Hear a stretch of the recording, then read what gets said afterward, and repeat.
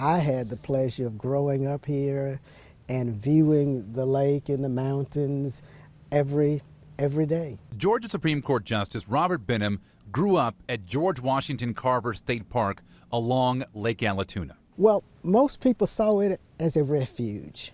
You know, in the trials and tribulations of life, in the day-to-day grind, they could look forward to the weekend when they could come to the beach. Benham's father was the park's second superintendent, taking over from its founder, John Lloyd Atkinson. He was one of the Tuskegee Airmen, and so at that time there was no place in Georgia, a state park, where African Americans could congregate. In 1950, the Army Corps of Engineers agreed to lease 300 acres along the lake for Atkinson to create Georgia's first state park open to African Americans.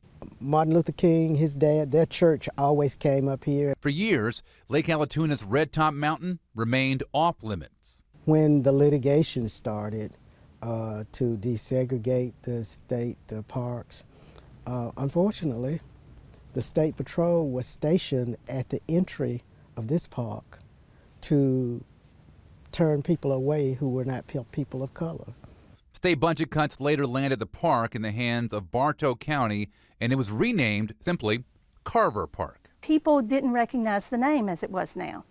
They actually would hear that and they'd think, oh, that's not my beach. So bringing that original name back brought the memories back as well.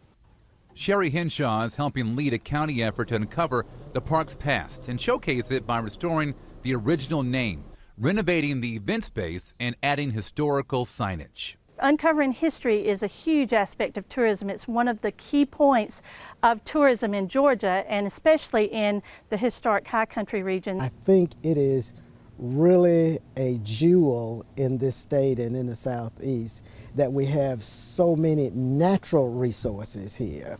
But I think our most important asset is that of the people who live here. Benham is now working with his neighbors to write a new chapter for the place he once called home.